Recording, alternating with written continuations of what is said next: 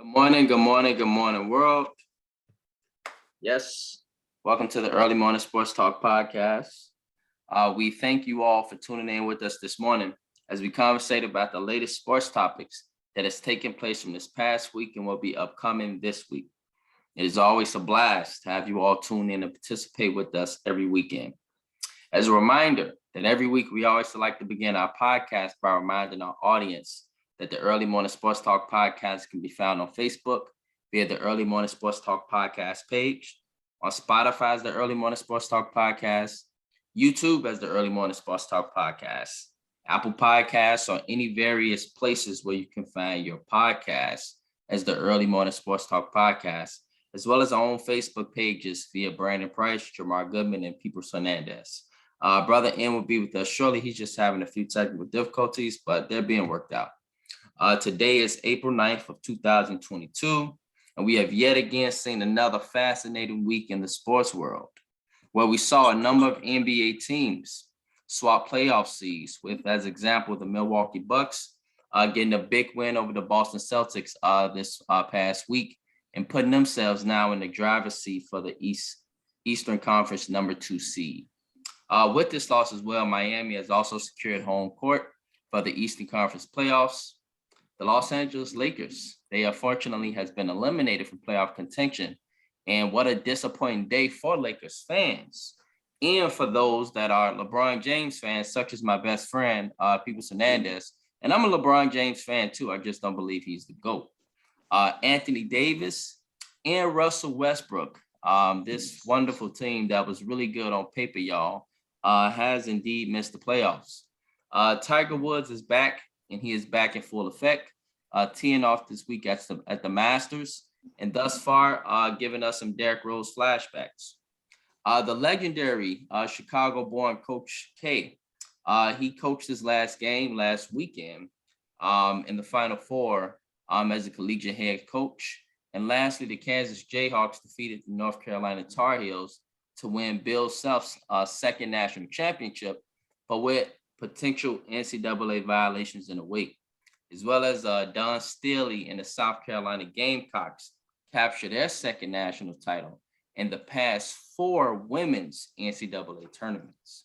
And so with that being said, introducing my brother from another mother, Mr. Jamar Goodman. Good morning, sir. How are you? Good morning. Doing swell, man. How are you guys doing today? Pretty good, bro. Yes, sir. And introduce my other partner here on the Early Morning Sports Talk podcast and my other brother from another mother, Mr. Ian Jones. Appreciate your time, bro. What's good? Same old, man. Blessed to be here, bro. Same old. I heard that, bro. Yes. And so with that being said, fellas, let's get right into it. We see this past week, y'all, that it wasn't much going on, let's say, in the NFL in regards to, let's say, big name free agents taking place. But let's talk about the NFL draft. And so we got the NFL draft approaching. And all 3 of us are Bears fans. And so with this draft currently approaching, fellas, how do you guys feel about the Bears and what needs do we need to approach or address in order to, let's say, have a team that's on the right path? And so, Jamar, bro, if you could begin, and then Ian, if you could go ahead and chime in after this. What voice we need to fill, bro, during this draft? All right. So, as you know, Ryan Poles has, come in and definitely made his presence felt in the past couple of months since he's been the new GM here. He hired his own head coach. He didn't want any help there. He did it all by himself. Got the whole coaching staff in line. Everybody's on board. They was pretty strategic in free agency of, being very particular who they wanted to target, not overspending, making sure there's flexibility now and, here, but also next offseason, making a couple of trades, as you know. And so I guess one thing, that's still an issue. It's like we don't know who's our number 1 receiver right now. There's a speculation that it could be, Darnell Mooney, which, probably has the potential to be. We brought in Brian Pringle. We brought in that Buddy from the Packers. St. Brown. Yeah. Got him, but it's still a question mark. So I would love to see them go grab a wide receiver with one of the second round picks since we got two of them. Yeah, we got two of them. I know we would love to get Buddy from Ohio State, but the way that's going, that's not happening. But nevertheless, we need I think a big body wide receiver there, or someone that can, just give another weapon to Justin Fields, since this year is more so putting pieces in place and getting the evaluation out of him, see if he can make that leap from year one to year two. Corner, we need another corner. We do. Jalen Johnson is excellent, but there's no Kyle Fuller on the other side. There's no decent, solid guy. I know we just signed some guy from the Ravens yesterday who plays in the nickel, but if he stays healthy, then that's a whole nother ballgame. But another corner, another wide receiver, can always use another lineman or two. That never hurts, right? Basically, this should be a quote unquote meat and potatoes draft. Just draft for your needs. Don't have to make anything splashy. Just basically just limit weaknesses at this point and see what we can do. Yeah. Speaking of that, Ian. So, bro, Jamar has made a very good case for the wide receiver position. How do you feel about us addressing the needs at the lineman position? He's got a couple linemen, so we just have to see how they fare out. I think the Bears' approach is they're not really going after the big names. They're going after people who, I guess, fit their scheme or fits directly what they're trying to do, which is fine with me. They're not big names. Like I tell everybody, I'm giving them a chance. I don't understand the direction right now. And long as it helps us win, I'm fine with it. But as Jamar stated, we don't have a number one receiver right now. I don't think Darnell Mooney could be a number one. I mean, I will hope he will grow into one because I know him and Justin Fields' chemistry is pretty good. But he doesn't technically have the stature of a number one receiver, but he could. It's possible. I'm not saying he couldn't, but it's possible. We do need another, big body receiver, somebody dynamic. Like you said, offensive lineman doesn't hurt. We definitely need some help on the back end, but we don't have a first round pick. So unless they're gonna make a trade or trade up into the first round, it's just gonna be from round 2 to 7, help us out. I mean, those are typically the picks that make a team anyway. So, some of those guys turn out to be big stars. So, right. So could that be, fellas, why the Bears are, I won't say they've been busy, right, as the Rams and free agency, but you can see that the Bears have been trying to address needs, right, y'all, through the free agency. And so, like, as example, we signed Tavon Young, corner from the Ravens. So, Jamar, we were just talking about, the corner and needing somebody, that could step in alongside Jalen Johnson. And so I don't know if they, what the plans is for Tavon Young. And by the way, y'all, we finna write this draft thing out for the Bears, okay? Right, Jamar? So, Tavon Young, he signed. This is a corner that we, picked up. We also got what's the guy, Lucas Patrick from the Packers. He came from the ops. And so he came over now, he with us. And so we got him now. And so it's like we addressing some needs. And so could that be, Jamar, could the draft, right, and all the stuff, unfortunately, we gave up in the past, to get Khalil Mack and to get these, big name guys who didn't necessarily work out all the way. But could that be why the Bears are trying to be busy in regards to free agency, because we kind of know we don't have a first round pick? Absolutely.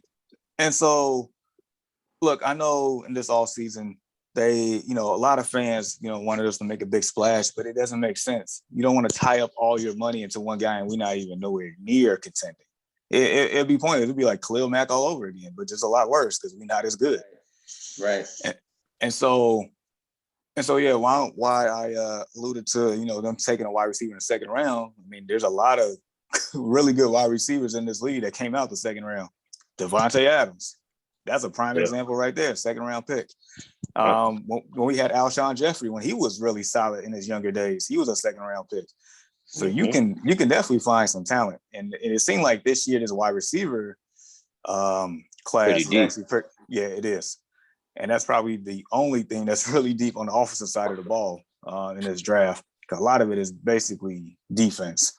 But yeah, picky and choosy with the right players that Poles has picked. Like Ian said, to the scheme. You want the guys that want to buy in and get the best out of them, and the way to do so is put them in the best position to succeed, which is if they fit our scheme, go get them. And so, like I said, it's all about managing the cap, filling the needs. You don't have to do anything splashy. Just rely on your scouting department between free agency and these prospects coming out. Just do your job. And last thing, like you said, the effects of trading for Khalil Mack, giving up those picks and all this stuff. Yeah, there's no point of trying to save face and like make a panic move and try to get a first round pick and screwing ourselves 4 or 5 years down the line. Just ride it out at this point. There's no point to making a splashy move at this moment. Right. Yeah, absolutely. And we see, with our offensive line, just curious, guys, like in regards to the importance of, let's say, an offensive line for Justin Fields and various things as such. I'm just wondering, like, we know that, we are in a very quarterback-driven league where the quarterback is pretty much the cream and the crop of the team. And if you got the quarterback, then you can build the other pieces. And so, although we've been busy, let's say, in free agency, and we've been busy, let's say, within and stay with me, bro. We've been busy with free agency, with the offensive line and various things. With these picks, fellas, from 2 to 7, which pick do you think is important to address first? Okay, so out of these positions, right, Jamar and Ian, which position do you think is important to address first when we talk in regards to the team? So should we address the offensive line first? Should we address the corner position first? What would you guys address first? Should we address the wide receiver position first? Like if you in that second round and you guys are GMs, which ones you think is the most important to address first within that first pick? I would go O-line or line or receiver. Probably receiver. I mean, he's a young quarterback. He needs weapons around him, and he needs to be protected. So I would go O-line or receiver for sure. I don't even think it's even close. Yeah, I kind of agree with that. Just because Ryan Poles he came in, identified that our line sucked, and he's gonna make changes. He's gonna keep guys that he feels like that deserves to be here, and the guys that's just trash, they're out. And as you see, a lot of those guys do not come back. Yeah. And so, and he's a former offensive lineman too, so he knows exactly what he needs. So I would say the first 2 picks are probably gonna be O-line and then wide receiver, I would imagine, and then get a corner in the 3rd round. Right. I would think if that was me. Yeah. Yep. Well, yeah, fellas. We will see how things are addressed. With the Bears coming up in the draft.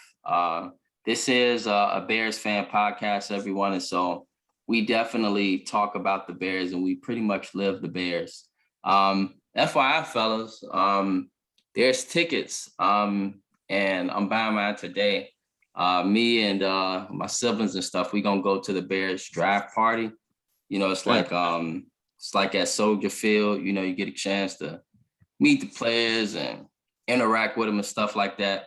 And so that's pretty cool. Yeah, the ticket's pretty cheap, y'all. It's like what, $40 or something.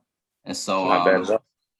Yeah. So we get our chance to chop it up with the players and talk with them and various things, as the Bears make their picks for the draft.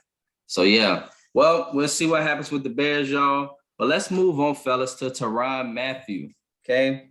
As we know, this guy is one of the top safeties in the NFL. Honey Badger didn't necessarily, let's say, have the cleanest college slate, but we could see the greatness in him his freshman year at LSU. Went over to Arizona, had a nice run there.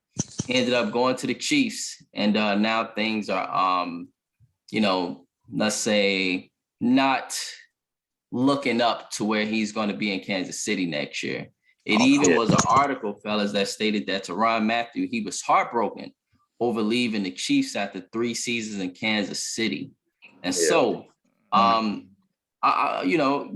we know that you cover NFL free agency like Adam Schefter and some of the other greats. And so I'm going to chime in as well on this one. But with Tyrann Mathieu, it states that he's heartbroken over leaving the Chiefs. Really, Jamar, what was the reason why he left the Chiefs? Because he seemed like he was a really important cornerstone for that team, right? And seemed like he was a very important piece. So how did he end up leaving? And, I know he's been doing visits and stuff. So where are we with these visits, and what team is he really looking at right now? All right. So I believe he ended up leaving because he's probably looking for his big payday at this point. He already won a Super Bowl. He's already been Pro Bowler. So, the chase for the ring is not really as important right now. I think it's more so about securing the bag and maybe other interests. Early on in free agency, they signed Justin Reed from the Texans. So that basically replaced him at that point. The writing was on the wall. So he hinted lately that he might want to play home, which is New Orleans. So he ended up visiting there.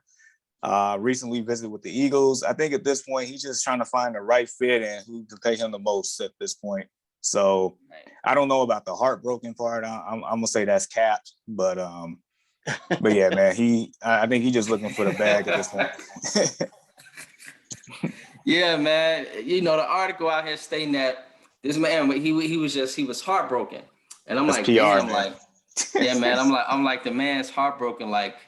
Geez, that must be tough, man. Him going from Patrick Mahomes into Trevor Butker.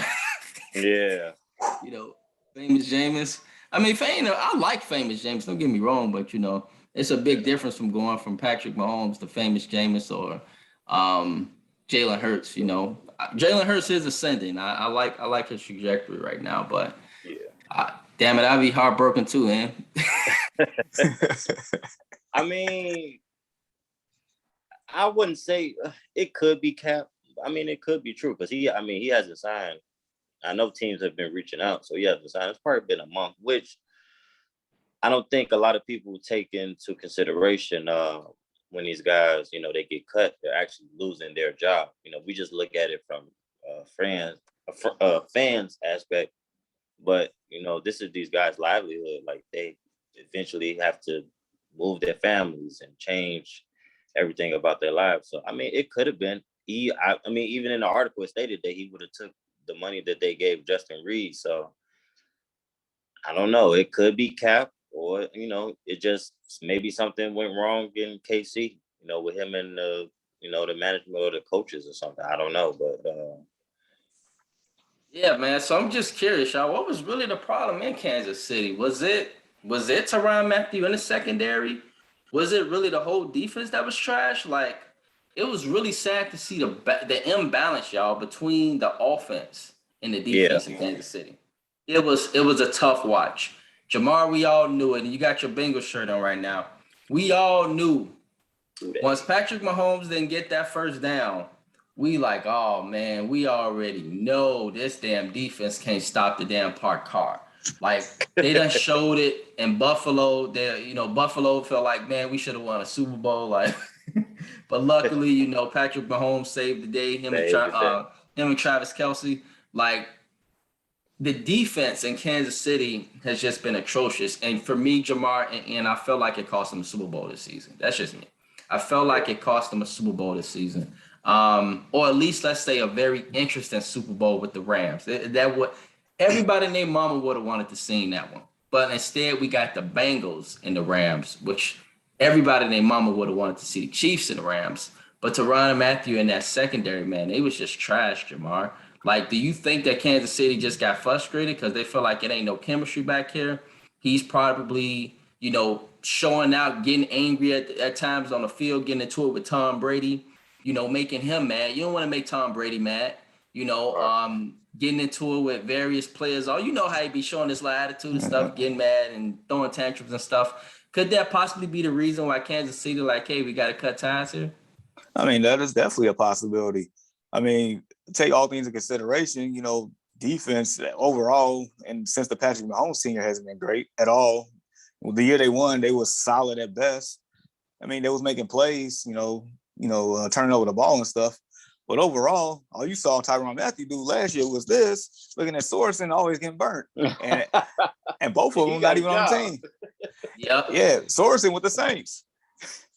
Right. And so I'm guessing, from a Kansas City standpoint, they probably just thinking like, this is not working out as we thought. We probably need some different players that might fit our scheme, or maybe actually listen to us, or I don't know. It definitely seemed like a lack of communication and, just lack of commitment and confidence between the parties. So, I mean, all in all, it might have been best for everybody to, go their separate ways here. And maybe Tyrone just, being very picky and choosy where he wants to go to right now. Probably the main reason why isn't signed. So, I mean, all in all, yeah, Chiefs had to do something different because, as we know, their defense isn't great. So, I mean, we'll see what happens here. Yeah, definitely. Tyrann Mathieu, I wish in the way he would have looked at. I mean, I know he looked at the Bears, but I don't really.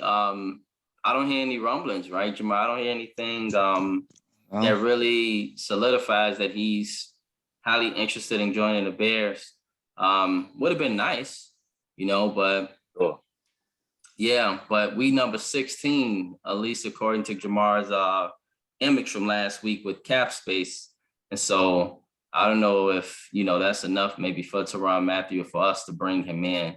And so he is kind of looking at different teams right now, and we'll see what happens with him. He's a great football player. One thing I think he do need to do, though, is kind of cut down the tantrums on the field and the finger pointing, and just kind of play the game and kind of see what things go from there. And so, yeah, in this case, that covers the NFL, fellas. Anything else you guys want to address with the NFL? Any other, Jamar, any news or, anything you should be looking forward to coming this week, et cetera? Like, honestly, I don't really have too much anything. It's starting to die down, and I guess the NFL draft is starting to heat up a little bit here. Yeah. Yep. For sure. Yeah. Yep. And so, we'll see how the Bears do in various other teams in regards to filling their voids. I do know, as example, the Rams, they have made big splashes. And the way things are looking with them, they look like they could repeat. By the way, Jamar, any update on OBJ? Where are we with OBJ? Is he looking like, I haven't heard anything, so I guess he's kind of playing it easy right now, and maybe he's still negotiating, but with that small cap space that he has, and remember we talked about this last weekend, where is OBJ? Like, is he looking to come back to the Rams, or is he possibly looking at other squads, or is that a legit come back to the Rams next season? Like, where are we with that?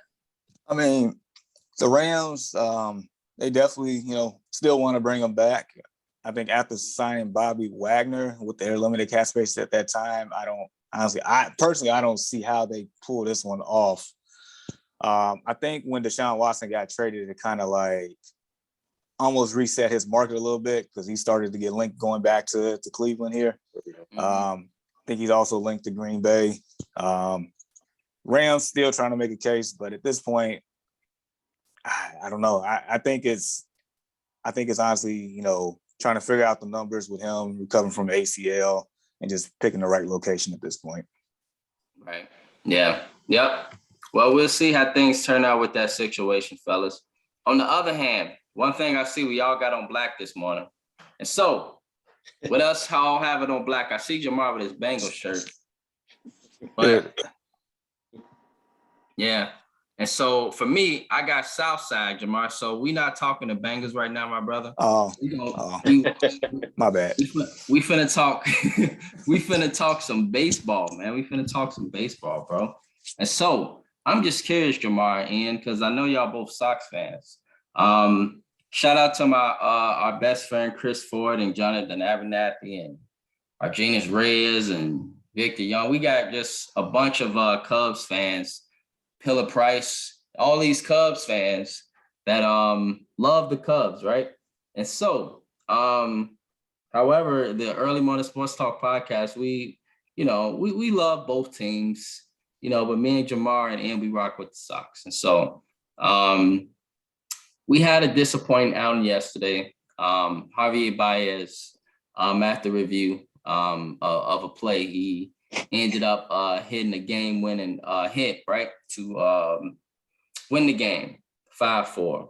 And so just curious, fellas, like, what expectations do you guys have for the Sox this season? Like, what are your hopes? So, Ian, go ahead, bro. Let's start with you. This year, if our manager can not look like he's wasted every time I see him on camera. No, seriously, they should win the division. I think they can win the division. I think we could take the division this year and go pretty far in our playoffs. I don't see why we couldn't do that. Right. My thing is, though, like, you see, like, we took the division 2 years in a row, right? And so definitely I'm with you. Taking a division again for that third year, we got to take the division, right, in order to, likely be in the playoffs. Yeah, who knows if they don't take the division, then they could still possibly be a wild card. We'll see, but definitely got to take the division, right? Rumor is, at least according to baseball people, that the Detroit Tigers are supposed to be a good team this year, and that they kind of is rumored to be competitive with us. We'll see, but this is what they were stating on paper. And so with the division, though, do you just want the division end, or are you kind of thinking like, man, maybe we need to kind of hit that ALCS mark? Because we've kind of, it's like, how like it's a baby being on Similac, and like the question then be like, how long is the baby gonna be on Similac before the baby grow to up? Mm-hmm. And so regular like, milk. Yeah, man. So do we want to just stay on Similac, bro? Do we want to, get to that regular milk to where we reach that championship series? And so I'm with you on the division, but I'm kind of hoping, man, I'd love to see us at least make this ALCS this year. Because if we lose in the first round again, it's like, Yeah, we definitely have to ascend. I mean, you keep hitting that same rough patch, like we went in the division, like you stated, but now it's time to ascend and take it a little farther. Now is that time. Because on teams, you only have a certain window, so we don't want to miss our window. And then, we're back to being a mediocre team, and we might be back rebuilding, and people want out. So it's time to ascend. It's time to get to the ace. It's time to get to the World Series. I'll take it even farther. Mm-hmm. It's that time. Yeah. It's been a while since they've been that good. So it's that time.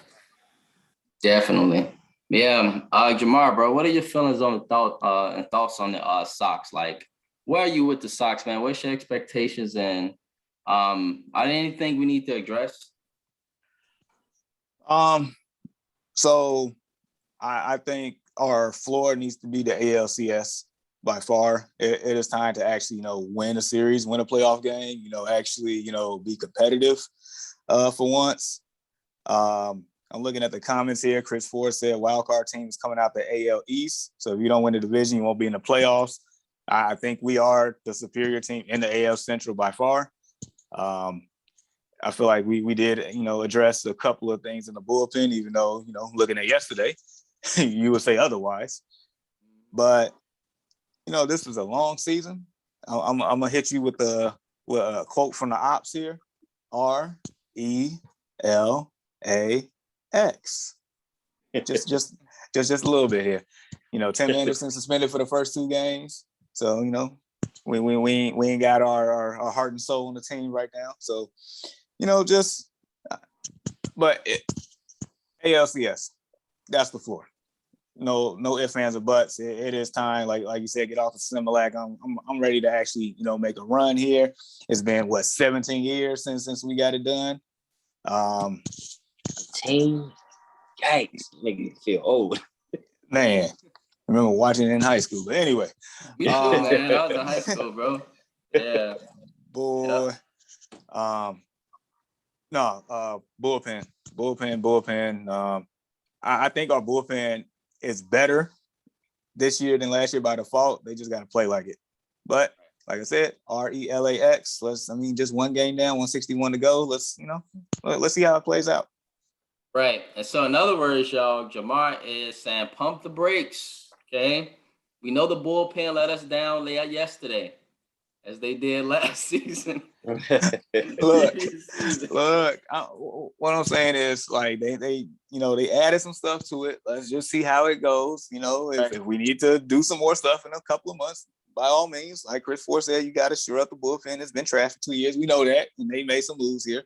Bullpen wins World Series, so we get that. Definitely. And so, Chris Ford, man, we definitely grateful to have you on, man, and talk about baseball, because he knows the stuff. Wait. I got a question for Chris, since I know he's watching right now, man. How them Care Bear Cubs looking, man? Them AAA team, man. I know they got a win yesterday, but how they gonna do it? Not the Care Bear Cubs. Yeah, man. Chris Ford, he got high hopes for the Cubs this season, and so it'd be interesting to hear what Chris got to say, man. But as far as like the Cubs, they are 1-0, and they put the brakes on Milwaukee, man, the other day, and Chris Ford and all them was running around saying the only reason we ain't 2-0 is because it was a postponement yesterday. Hey, shout out to really quick. Weather. Really quick, didn't they? Who's that first baseman they drafted a couple of years ago that was on that Jackie Robinson team that a lot of people was hyped up about? Seriously, where's he at? Oh yeah, that is they did draft the dude. And he's supposed to be like really good. Yeah, and he a brother, right? Yeah. We have a shot at the wild card if he can continue to hit. Let's see.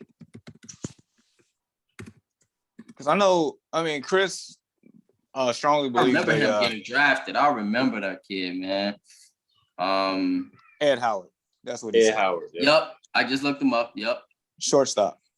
Mm-hmm. Yeah. No, Chris strongly believes the Cubs will be a sleeper team this year, and honestly, he has every right to believe that based on, I guess, all the prospects and the youth and what they've, I guess, done this offseason. I don't see why not, honestly. Chris, it's all love, bro. We would love, as Chicago fans, to have 2 teams in the playoffs. Like, we would even love to see a Cubs Sox World. Imagine that. That's my bucket list. If it's a Cubs Sox World Series, I don't care what the price is, y'all. I'm doing whatever the hell I can to pay for those tickets. That would be so crazy. Like, that'd be dope. Beyond belief, bro. That'd be crazy. Bro, like if New York had the Subway Series, can we have the Blue Line, Red Line Series or something? Man, that'd be so dope, bro. Yes, the Red Line Series, man. Sox 35th, right end, Sox 35th, and then you go up to Wrigleyville Cubs Stadium. Yeah, Wrigleyville. I think it's not Howard. I forgot the damn Addison. Yep. Addison. Yeah, you get off on Addison on the red line, and both of those, Jamar just right on the red line, bro, take you right to both of their stadiums. And so, yeah, man, we've all had great times at Wrigleyville, man. Like, Wrigleyville is an experience, Sure. Like, you go up there, you have a whole lot of fun, man. And that's why the Cubs are like one of the top franchises. And so many people love the Cubs. Most people out here, and I'm going to tell y'all this, most people out here love the Cubs. It's a lot of white folks that love the Cubs too. They I'm like sure. the Sox, but they love the Cubs for some reason more. But I think it's because the Cubs give you that experience, and you know they give you something to remember after you leave the stadium, and you feel like you've been. Nostalgia. Yeah.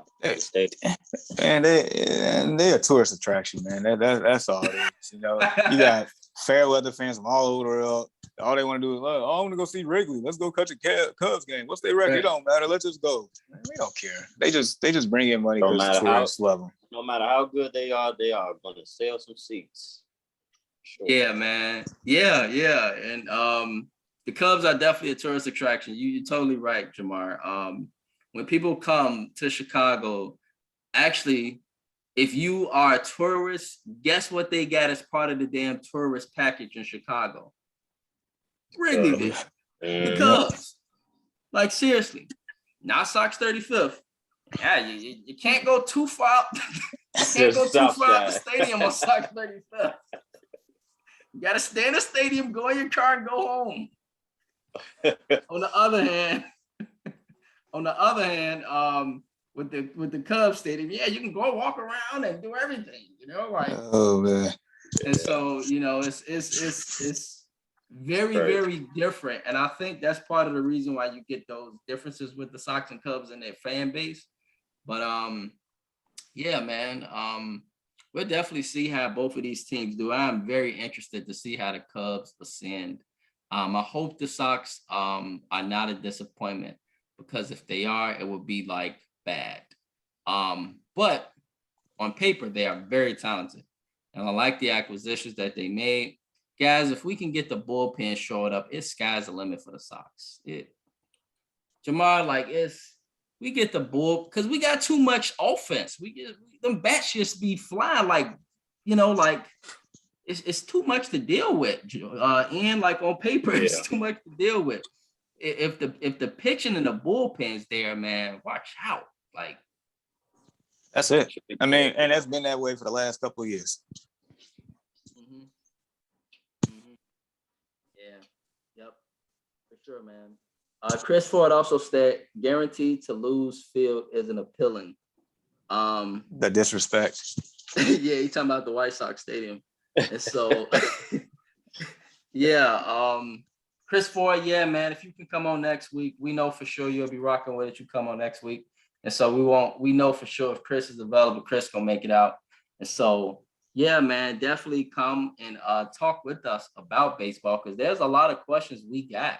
I know me, Jamar, and Ed got questions like, you know, who is the World Series favorite? You know, like, what team would you feel is the World Series favorite? You know, like, who's the best team on paper? Oh man, wait, what's so funny? Deshaun's comment. Oh, yeah. I'd rather go dumpster diving for dinner before I watch the Cubs get. Yeah, that's right. Yeah, spoken so like Chris, man, we sorry for roasting your Cubs this morning, bro. Spoken like a true Southside.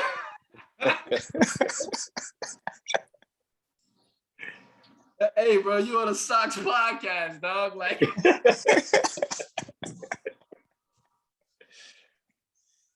hey, man. Oh man. Yeah, man. You know, like, man, Deshaun, bro, you saying something right now.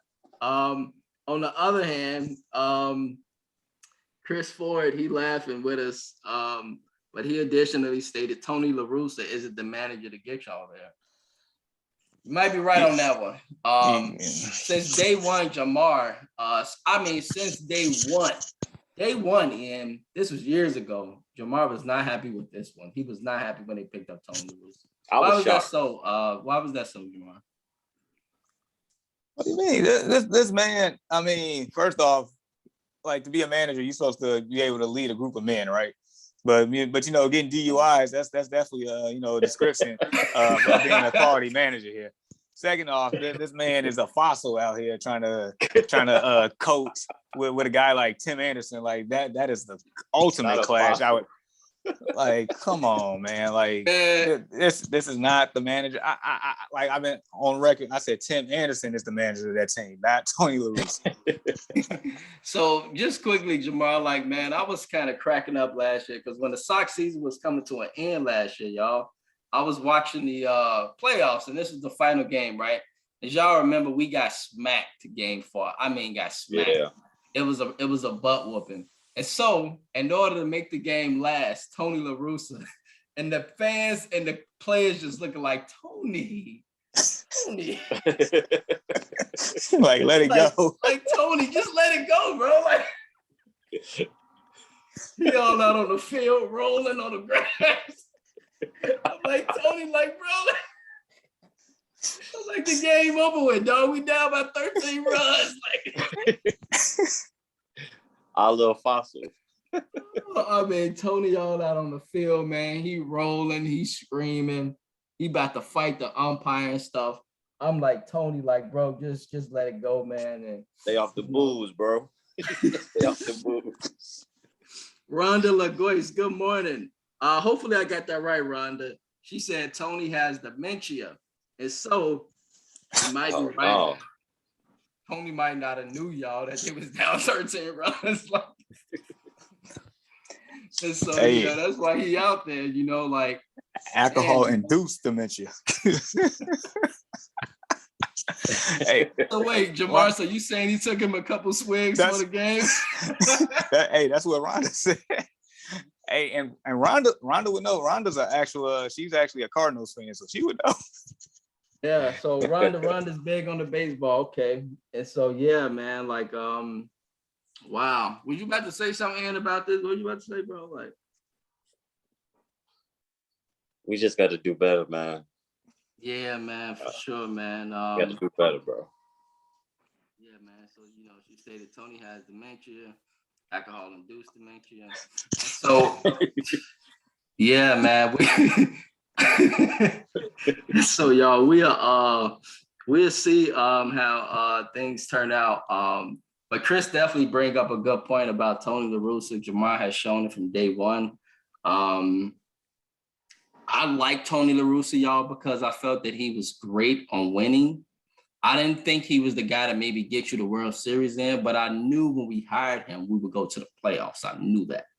I knew we would win baseball games and we would have an identity of winning games.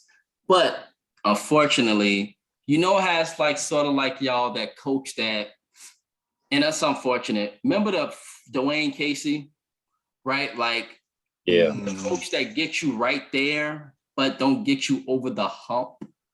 Mm-hmm. Like Mark Jackson. Yeah. Yeah. It's so many examples. Like, that's how I honestly feel about Tony, y'all. I feel like he's the coach that gets you there, but I don't know if he can get us over the mountaintop. You know? Yeah. It seems that way. Yeah, but you know, this is another season. He has done it with the Cardinals, y'all. And he had, you know, success with the Cardinals. And what was the other team, Jamar, back in the day? I think it was the A's or something like that. He had some success with the Athletics. And so he's had success with teams and building teams. He's a very, very experienced manager. It's just, at times his age shows up. His dementia shows up. His, you know, he just do some things and it'd be like, yeah, what are you doing, Tony? And so Anthony Walsh, he joined in. Oh, yeah. Also, Rhonda stated they need Dusty, LOL. Yeah, Dusty wins. Dusty Baker. Shout out to Dusty Baker. He wins. He wins. Man, do you realize Tony is 77 years old? 77. That's crazy. Yeah, no, he hit no 80. Yeah. Yeah. That's crazy. Yep, he's up there. A lot of games for that's a lot of games for a manager that age. Hey, Chris made a point here, said the Cardinals culture is good. He just went along for the ride because they are still winning without him. Valid point. Yeah. Yep. Good point. Can't argue with that one, man. On the other hand, Anthony Walsh, he also stated man, I can coach that team to the playoffs. They should have hired Hinch. And so I'm not sure who Hinch is, Anthony, but if you can chime in and let us know who Hinch is, that'd be interesting. And so, yeah, is that the biggest problem with the Sox? Is it not most? I mean, could it be the bullpen and Tony La Russa, both of these, that's holding the Sox from getting to that next point?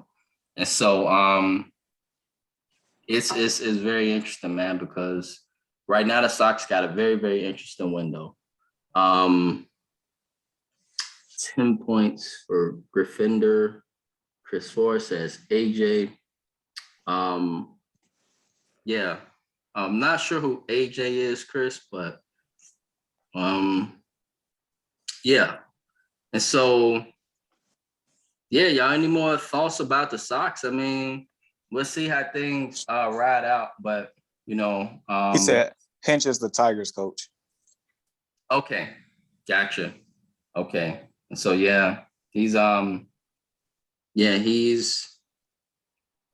he's building things in Detroit for sure. He's definitely building things in Detroit for sure. And so we gotta go against him in 4 series this season. And so we'll see, y'all, how things go. If I'm not mistaken, Anthony and Chris, right, the Tigers by some people were picked to be a pretty good team this season, and kind of challenge the White Sox.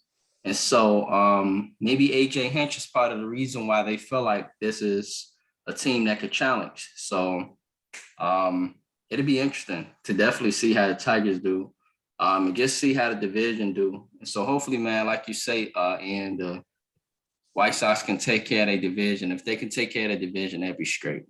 Yeah. Got to get the division taken care of first, for sure. Yeah. All right, fellas.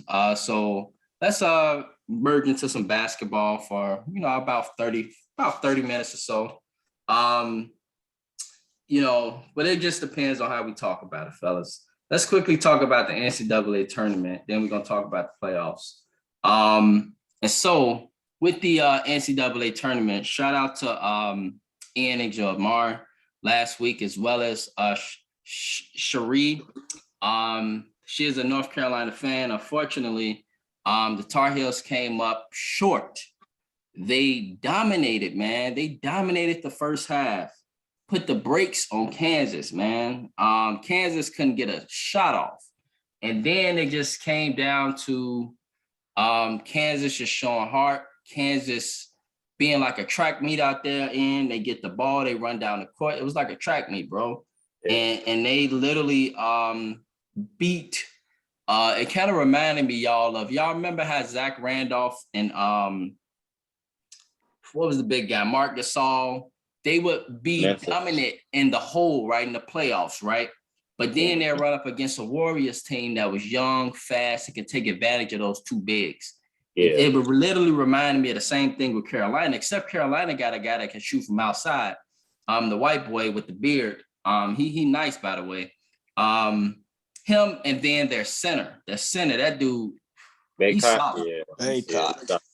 He's solid. Yeah, but unfortunately, he got hurt towards the final few minutes of the game. And he was hurt in a semifinal too for a little minute. They came back, y'all, Kansas, and won a national championship. And so just curious, man, y'all got any thoughts from that?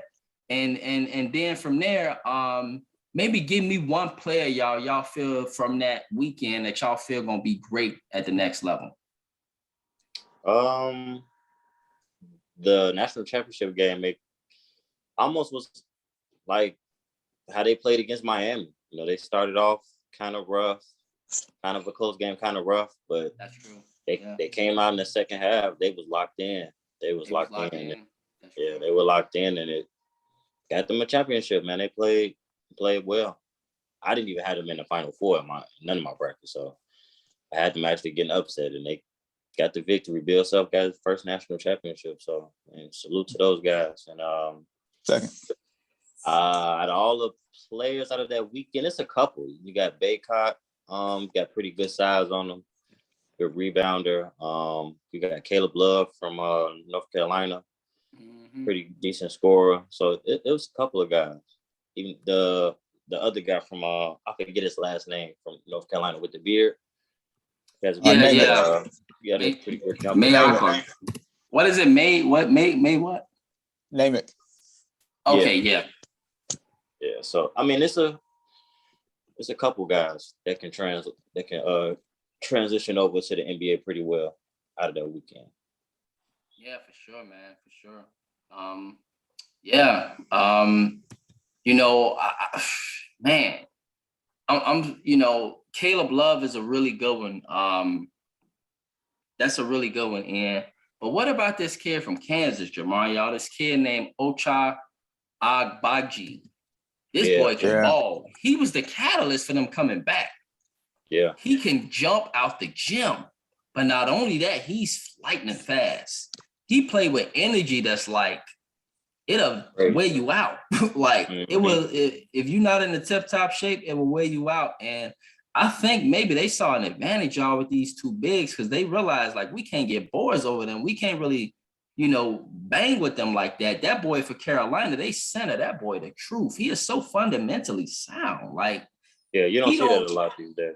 Right. Like he don't do nothing to beat himself, Jamar. Like he get the ball, he ain't finna do nothing extra, lay it up on you. Like, and just do that and just weigh you down. And so like yeah, this Agbaji kid, man, Agbaji, he got the national championship. He was Gatorade National Player of the Year. You know, 21, the previous, you know, because I think you're a freshman. And so like, I'm really looking forward to this kid's career. I'm looking forward to Caleb Love's career too. But I'm just thinking, y'all, I don't know for the center for North Carolina in today's NBA, I don't know what his market truly is. But I know for Agbaji and Caleb Love, they got a perfect seam right into the NBA because of how the game's played today, you know? And so it'd be interesting to see. But that center, he can always be like one of those true bigs, right? Because, you know, he be one of those.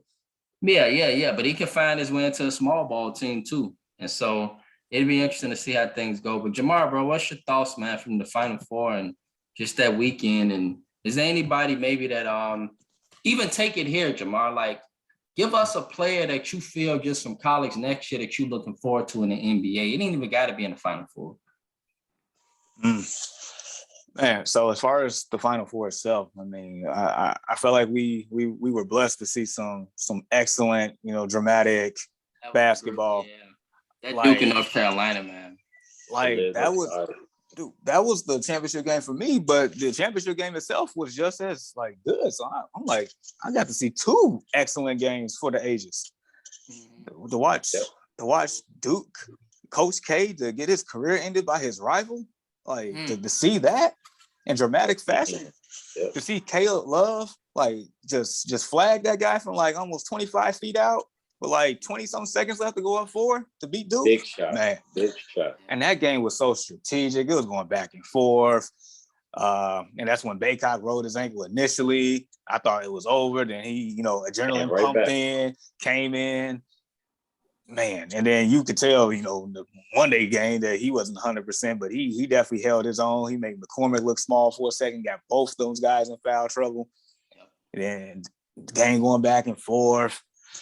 Man, we saw some excellent basketball, gentlemen.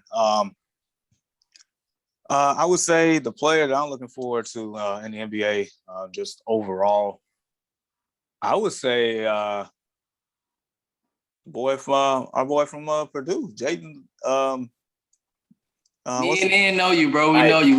We know he was going Jay Knight. Yeah. I had to, man. I mean, man, I'm looking forward to him too. He's a top 5 pick, probably top 3, depending on how the lottery balls fall. I mean, he is going to be a franchise point guard in this league. He has everything. He just didn't show up in that game. I mean, that happens. It happens. I mean, for the most part, I mean, he has a very clean slate of skills and ability and not too many weaknesses. So I'm definitely looking forward to see how his game translates next year.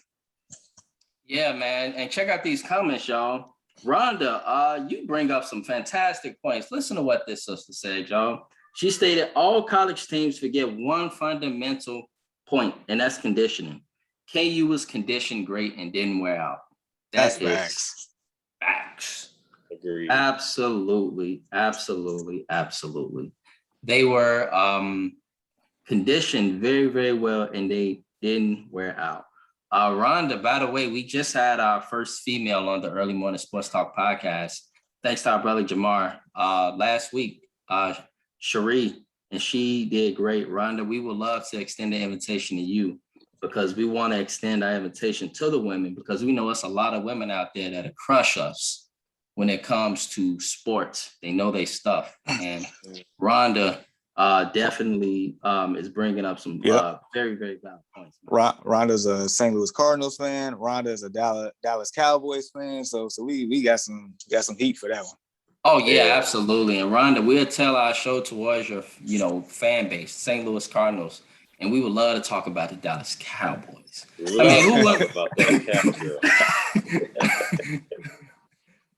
wouldn't love to talk about the Dallas Cowboys? They just give you stuff to talk about. And so we could do a whole show on the Dallas Cowboys for sure. And so, yes, love it. We would definitely love for you to have an opportunity to come on and just let us know. We love to chop it up with you, talk with you about your teams, and get to know just more about you and your teams and stuff. And so that's really good. On the other hand, Chris, he stated terrible shot selection in the second half. That's true. Very, very terrible shot selection. And Jamar mentioned he shot 5 for 24 in the title game, just forcing it. Yeah. It could have been Jamar that he probably was like, he probably was getting all that love in the semifinal after the game, and he like, I'm on my way, I'm gonna go in here. He took one too many heat checks, man. Probably. Yeah. And he was aggressive, man. What did that tell y'all though, man? Like as sports fans, everybody, like, think about it. He shot 25 times, only hit 5. That mean he like, damn it, I'm finna just keep shooting this boy. Like, kind of seemed like he got a little Kobe in him or something. Like, it wasn't working. He was just shoot. Right. What? How does that go? How does that statement go again, Ian? Shoot. Shoot. For sure. If he just would have hit one of those, they would have won the game. You know what I'm saying? Like, man. Hey, Chris stated on the side note, he said a female manager won her debut in coaching minor league baseball yesterday. Yeah. Mm-hmm. Yeah. And so I think I heard about that, man. Pretty dope. Yeah, that is pretty dope, man. That is pretty dope. And so, and no, Rhonda, we're not beating on your boys. We're not Stephen A. Smith. We won't, beat up on the Cowboys. But they are a very interesting team that we all know as football fans. They like the White Sox. They're on a crust like of greatness. It's just some like they just right there. Yeah, they right there. We know that they're a playoff team. And so, who knows? I mean, if a few things go this way, Cowboys could probably be in a championship game or something. The NFC is very competitive going forward, as we know y'all going forward.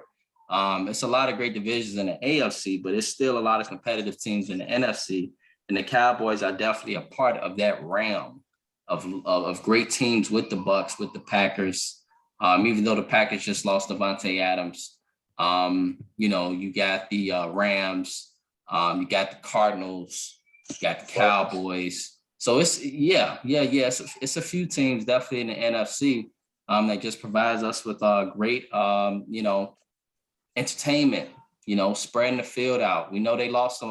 The Cowboys lost Amari Cooper, but they still got that boy CeeDee Lamb. They still got Ezekiel Elliott. They still got weapons. I mean, they had so many damn weapons last season. They lost Amari Cooper, but they still got weapons. And so very, very interesting going forward for the Cowboys for sure. Mm-hmm. Yeah. So another great paper team. Mm-hmm. That's Cowboys for you. Paper champs. Yeah.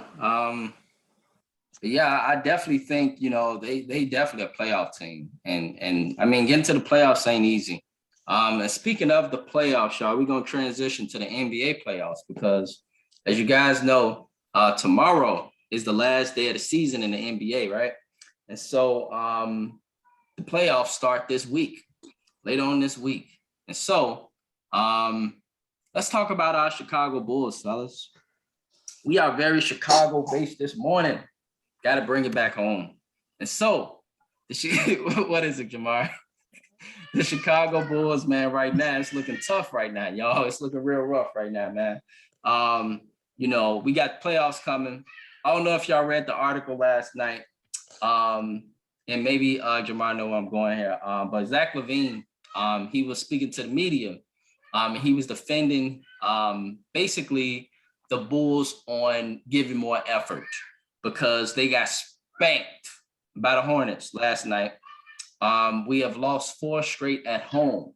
There's no way y'all would have told me last week that the Bulls, y'all, finishing the home stretch with all these home games would be dropping these home games. I was thinking like, man, we got a chance of getting 50. But the Bulls, y'all, they have been on a pretty bad losing streak. We are 7-15 since the All-Star break. We went from being 4th in offensive efficiency to 27th. Our defense is non-existent. Nikola Vucevic can't stop the parked car. Everybody that's pretty much a center have a field day against Nikola Vucevic. We know we've been having health issues and different things, but there's some winnable games that we're just losing. And right now, y'all, we just struggling against top teams. Jamar, we're a 1-10 against our potential opponents, which is Boston, Philly, Boston or Philly. And it was another team. I can't remember the other team. I think it might be the 4th seed. Milwaukee, thank you. We are 1-10 against all 3 of those teams, but we will play one of those teams. We are locked into the number 6 seed, so thank God that we won one more game. We won one more game greater than Cleveland, and so we avoided the play-in. But at the same token, we're 1-10 against those other 3 teams. And so just on a confidence index, y'all, of 1-10, how confident are y'all for the Bulls heading to the playoffs? So, Jamar, man, how confident are you of the Bulls heading into the playoffs? Because I told you I didn't really believe in the Bulls like that. I just thought that we were kind of, on our way. Like this is a transition season. Maybe, who knows, though? I mean, miracles happen, Jamar. We serve a God that with God, all things are possible. And so who knows, man, anything is possible and we can pull out the miraculous. But how confident are you, man, heading into the playoffs for the Bulls, man? I'm gonna be real generous and say a 3. I'm gonna give it a 3. Reason why I'm gonna give it a 3 because we're gonna have an all NBA teamer, DeMar DeRozan out there. We gonna have a budding all-star in Zach LaVine out there. And we're gonna have the guy that causes a lot of havoc in Alex Caruso. So 1, 2, and 3. That's my confidence right there, because everything else has not been there. Learning about Lonzo Ball a few days ago, that was devastating. I feel like we got led on because I feel like the Bulls already knew that he wasn't gonna come back, and they just just leading us on. Right. Like a chick we trying to get and she just played us. That's what it seemed like. Right. Vooch can't guard anybody. And I believe AK and Mark Everly knows that and will address that in the off season. So I don't know how much longer he's gonna be on the team. Just throwing that out there. And more than likely, the way that this is unfolding, we're gonna end up playing the hottest team in the Eastern Conference in the first round. So Milwaukee? No. Boston. So this is a good point. Who would y'all rather play in this? And we're gonna get to your question, Ian, but I mean, I damn near like to at least play Milwaukee because at least they don't got Robert Williams. At least. Because if we play Milwaukee, I don't think we're beating Milwaukee. if we play Philly, we just struggle against Embiid. He goes off of 50 against us like it'd be nothing. Like he just goes crazy. And it's like nobody ain't sticking him when he out there. Like maybe we'll have a better chance against Milwaukee. I mean, I don't say we won't win a series, but maybe we can go 6 games with them. You mean Boston? Yeah, sorry. Boston, yes, not Milwaukee. Milwaukee right now, man, Jamar, you looking good, man, because Milwaukee just spanking everybody right now. They literally have teams trying to beat them in the fourth quarter, and Drew Holiday just show up, man. Him and Giannis and Middleton, they a tough team. They tough. So, in all honesty, I'm keeping it 100. We're cooked either way. It don't even matter between which three that we end up with. We it's just not there. We're not healthy, so we will never know how this team will perform when fully healthy. We won't know this year. Patrick Williams is back, great, but I think he's still getting reacclimated, getting his footing going. Boston, as you know, came out the All-Star break as a whole brand new team. Like this is the Celtics team that people thought it would be. So now they just showing up and showing out. Man, the only hope that I can have is they peaked at the wrong time and they just hit a road bump in the first game of the playoffs somehow. I don't know, but no, we're toast. We're burnt toast. The way we're playing versus the way these other three teams are playing, even though Philly is struggling right now, we can't beat Philly. We can't do it. We can't beat Milwaukee right now. That's a wrap. And we can't beat Boston. Yeah. So at least can we at least get a gentleman's sweep out of this? Can we at least get one in the madhouse? Can we do that? Right. Can we do that on Madison Avenue? Can we do that one time? That's all. Man. That'd be great, man. And Chris stated the Bulls are doing their best imitation of the White Sox. Hey, calm that down, Chris. And he also said barbecue chicken. Calm that down, man. Calm that down. You worry about your Thunder. and Rhonda, she cracking up from that. And on the other hand, Anthony Price, he stated Bulls can't handle Boston defense. And so, I mean, yeah, it just sounds like, man, Bulls might be cooked, man. But Ian, what's your confidence index? Maybe your confidence index to give us some hope here. So we will play Boston, Philly, or Milwaukee. It's looking like Boston at the moment, but yeah. Yeah, isn't the top 6 set already? Because I know they beat Boston the other night. Yeah. The top 6 is set. The top 6 is set, and the 7-10 is set too. So 2, 3, and 4 that could still shift. 1, 5, and 6 right now, are in place. Go ahead, Jamar. Sorry. Yeah, so Miami's locked in at 1. We're locked in at 6. Toronto's locked in at 5. Milwaukee, Boston, and Philly, they can still move around. Oh, okay. Right now, Milwaukee, they're in the driver's seat, right, for number 2? Correct. Yeah. Yep. So it's looking like we're going to play Russian folks. It's looking like we're going to play Boston. Our best bet is to play Boston, in my opinion, in the first round, to get a couple wins, maybe even an upset. I mean, we have no big man. That's just the reality of it. I mean, on defense, like Vooch, he couldn't stick my daughter in the paint, bro. It's sad. Oh man, it pisses me off. It pisses me off so bad watching him on defense. He lets anybody just go past him. I'm like, bro, you're standing right there, bro. You 7 feet. Put your hands up, dude. Do something, bro. Ian, can I ask a question really quickly? Yeah. How did Vooch trick us, Jamar? Because he was putting up numbers in Orlando, man. I mean, but maybe it was just Orlando. Maybe you know what? That's the thing too. So when these guys come from the sort of say weaker teams, they putting up numbers. It could be in garbage minutes, or it could be they just getting blown out, and he's just playing the best that he can. So he comes over here, we like, oh, he was averaging 20 and 10, He put up a couple games with us, but when it's time we really, really need him, it ain't looking too good. So I would say they could go to 6 with Boston. I would hope they could upset them in 7, you never know. We might kind of get it together, but I mean, that's going to be our biggest downfall. Whoever we, like Jamar said, whoever we play in the playoffs, besides, I mean, Boston, that's going to be our biggest downfall. Is us in the low post. We have no defensive presence in the low post, and you can't win a championship like that, especially in the East with, you know, we got Milwaukee with Giannis, and then we got Embiid and Philly. And Miami, they just got shooters everywhere. We can't seem to beat the tougher team. So I will say Boston is the best team we should play in the first round, you know, to kind of get our feet wet with this actual team.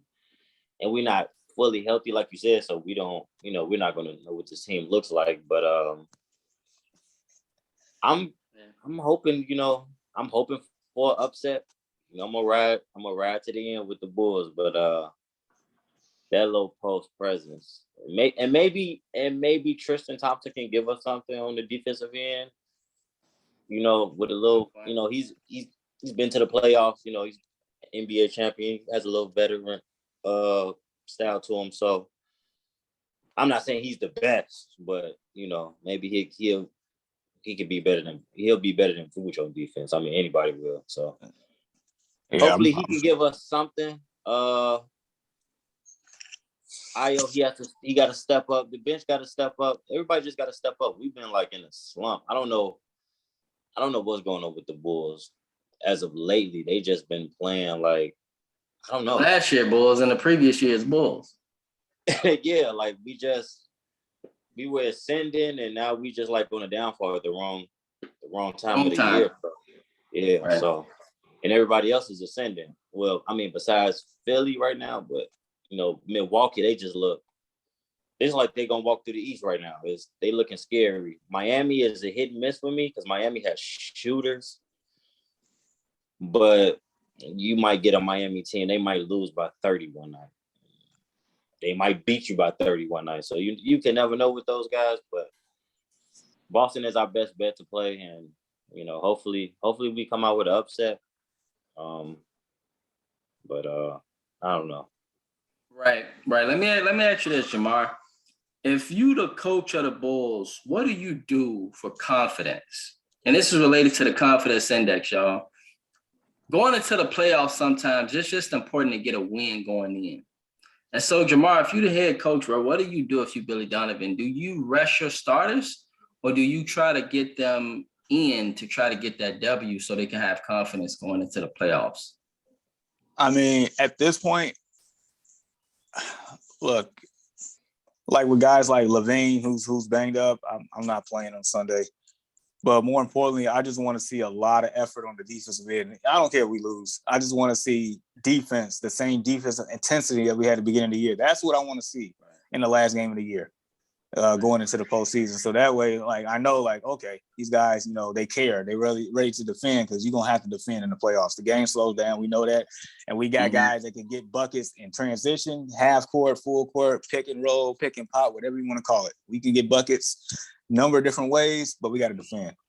And so I'm looking for guys like Alex Caruso. I'm looking for guys like Tristan Thompson to be the catalyst to get these guys going. I know our boy Ayo, he's bought in on defense. He plays hard every time he's out there. I would love to see him get a lot of minutes in these playoffs. I just want to see guys that will come out there and defend. Right. Yeah. Interesting. Yep. Good point, man. Chris Forrest stated, "Fight back, Vooch. Fight back, LMAO." Jamar Goodman stated, "Playoff Kardashian." He accused that of a Vooch. And on the other hand, Chris is responding to that. And so, yeah, man, it is very, very interesting. Who knows, guys? Next Saturday, we could be talking about the Bulls being ahead in the series. We could talk about the Bulls being down in the series. We'll see. But, you know, hope for the best. Let's hope for the best with the Bulls. See red, baby. See red. Yep. Definitely, man. It's nothing like it is nothing like a Bulls game, but a Bulls playoff game. It's a tremendous experience. And so, yeah, I think we also right now we had our picks, and I just want to address this really quickly. Maybe I was hallucinating a little bit with the Brooklyn Nets. And I'm here to state that this morning on the Early Morning Sports Talk podcast. I just got to come clean, okay? And I can't hold it in, okay? So I got to come clean, okay? The Nets are great offensively still. They can put up a lot of points, man. They can get that third quarter win going, that fourth quarter win going, and they make it tough. They are going to be a tough out still. But I don't know if the Nets can win the East. I think maybe they can, maybe they could win a first round series. Maybe. But the finals, because if they were to get past Miami, they still got to worry about Milwaukee. Yeah. And the way Milwaukee's playing, I don't know if anybody in the NBA can beat them. But we'll see. I like the Nets on paper, but Ben Simmons does not appear to be coming back for the playoffs. He's done. They can't defend the park car. Everybody's putting up points against the Nets. And literally you're seeing KD and Kyrie basically score all their points. And no disrespect to James Johnson, who played for the Bulls, y'all, if y'all remember back in the day. Yeah. He rode the bench with us. I don't even see how James Johnson is still in the National Basketball Association. he is still in the. I think they cut him. They cut him?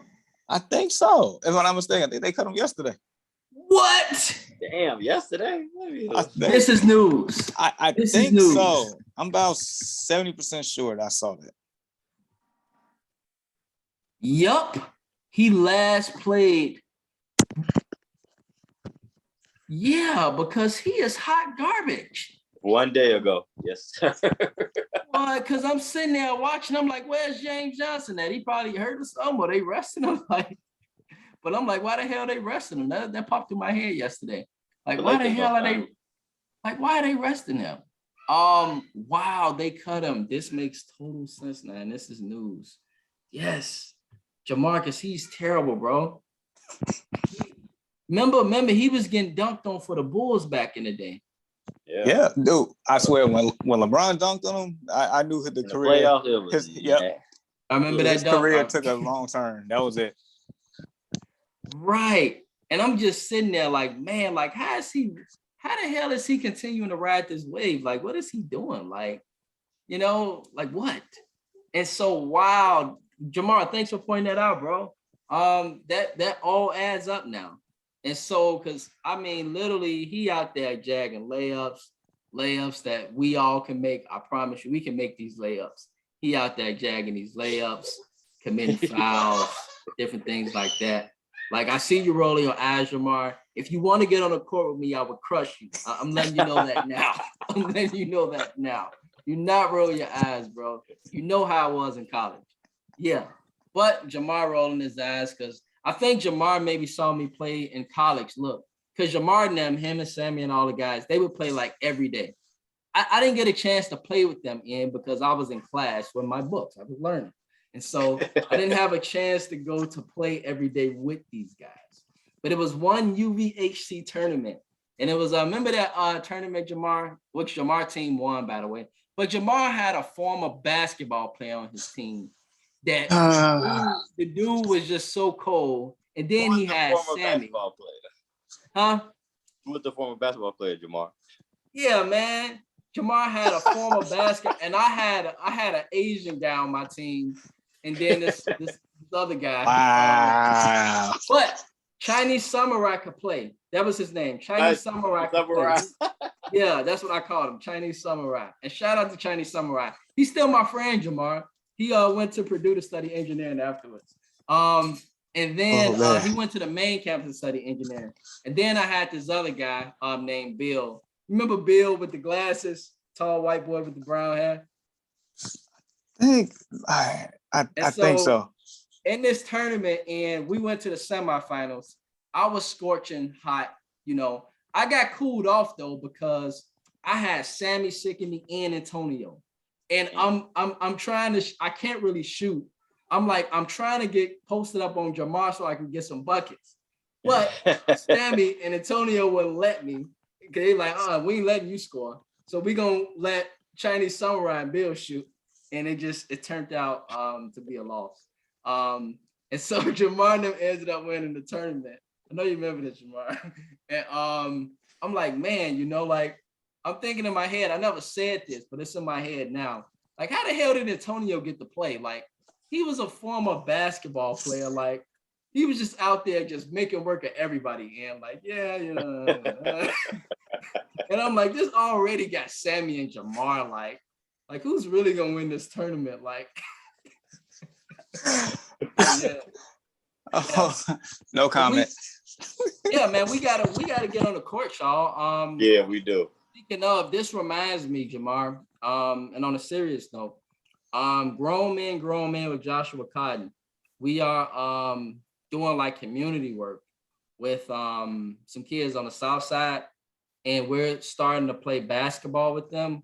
I would love for y'all if y'all could come out just one Saturday. And we all just come out and we play against the teenagers.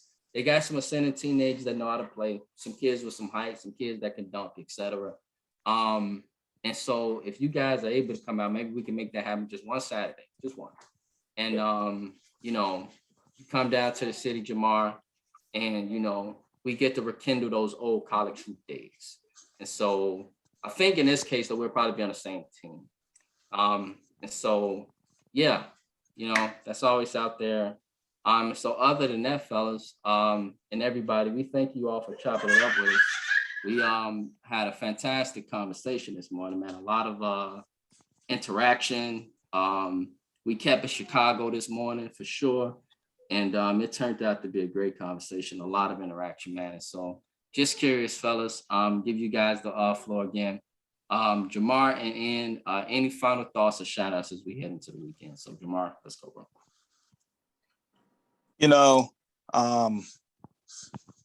I just want to, mention Tiger Woods. Number of reasons. He's about 14 months removed from an accident that probably should have killed him. So it's, just a blessing for him to be alive and for him to make the cut and, watching him go out there and just, playing as well as he is right now is a phenomenal feat. Tiger Woods has been a role, well, I ain't gonna say role model, but more so inspiration, especially for me growing up, because I ended up playing golf in my high school because of Tiger Woods. So just, I'm always cheering for the guy. I've been tuned into the Masters, win or lose, man. I'm just glad that he's out there. Golf is a lot better when Tiger Woods is playing. Yeah, for sure. Right now, it's the Schaefer guy that's in first place, right? Correct. And what about you, bro? Shout out to Don Staley, second national championship in 5 years. Shout out to South Carolina. They put a hurting on them UConn girls the other night. So shout out to them, man. Yeah, for sure, man. And a lot of people, y'all, they felt in 2020, y'all, if the bubble wouldn't have happened, that South Carolina would have easily won that one too, because they had the best team. They were number one, dominating, and then the pandemic hit. And so, shout out to Don Staley, man. That's a really good one, man, because she is putting it down right now for sure and creating something that we can look forward to for years. And her team is coming back next year. And so that's really interesting to look forward to. For everybody, enjoy today. Enjoy your day, fellas.